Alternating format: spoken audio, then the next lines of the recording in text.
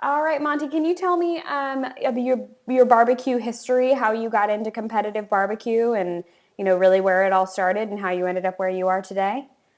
Yes, it all started back when we used to go to a small little cook-off in Cotulla, Texas, about 1990s, and it started out as a little family event.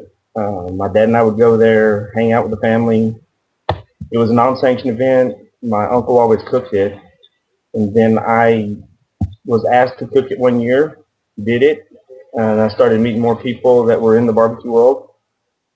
And then they asked me, have you ever done a sanctioned event? And I said no, and I went and tried one. The first one I went to was in Robstown, Texas, like I mentioned to you before. Did that one, and it was great. Won it, and I got the fever ever since.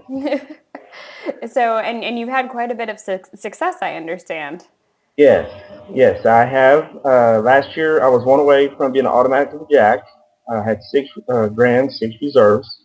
That was actually for 2013 year for the Jack, uh, and that's pretty dang good in my opinion. They were all the qualifiers too, so I was Yeah, happy. that's amazing. So and also you're from Texas, so can you tell me a little bit about Texas barbecue and maybe how it differs a little bit from, North Carolina or the Carolinas or Kansas City or any of the major barbecue regions? I've tried my barbecue. I went up to the American Royal. Kind of was middle of the road up there. I was real happy with that for the first year ever being there. I think I overdid it. I should have took what I knew and I tried to change things, being that we were going out of town. So as far as Texas barbecue, I mean we're brisket, we're bold and big. It's good and it's great. It's not much you can say. Is there anything, I mean, I know there's a lot of secrets as far as ingredients are concerned and, techniques and whatnot, but anything that you're willing to tell me that you bring to the judges that you think other people don't? Like, do you bring a lot of spiciness or jalapeno flavor, or do you kind of add a little sweet, or just are you really good at catering to different judges? I try to keep everything right down the middle of the road, not too hot, spicy, salty, sweet, just kind of right down the middle. I do inject, have great balance of seasoning. I build my seasoning on my product. And then as far as, sauces, I do sauce my brisket some from time to time, mostly. They supposedly that's a big Texas no-no, but it seems to work really well. They just don't know it's on there. So we So you're a little sneaky when it comes to yeah, putting in what you want. yes, that's right. Um, so and your assistant is your father. I'm right about that?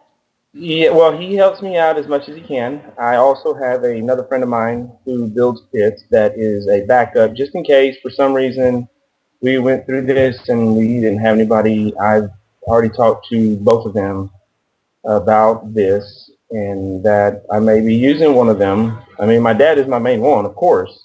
It's just, he's getting older now. And so, I just want to make sure if he can't make the first one, then I got to have somebody to, back me up and be ready to go. Yeah, yeah, no, and there's a lot of trust involved in that relationship from what I've heard from all of you barbecuers. Right. What's your relationship like with your dad? Because I mean, you're the pit master, but you're also the son. Is there ever any like power struggles or anything like that? He's always been really supportive of me. I used to rodeo professionally, and he's always been real supportive of that.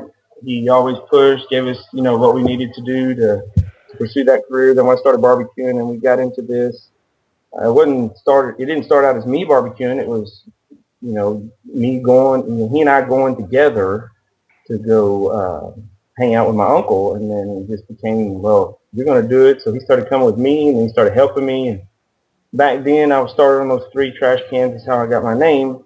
Those three trash cans started out where I had to have help. I mean, I had to have somebody lift the lid, close the lid. It was just a lot of work, and he was there to help me throughout all that.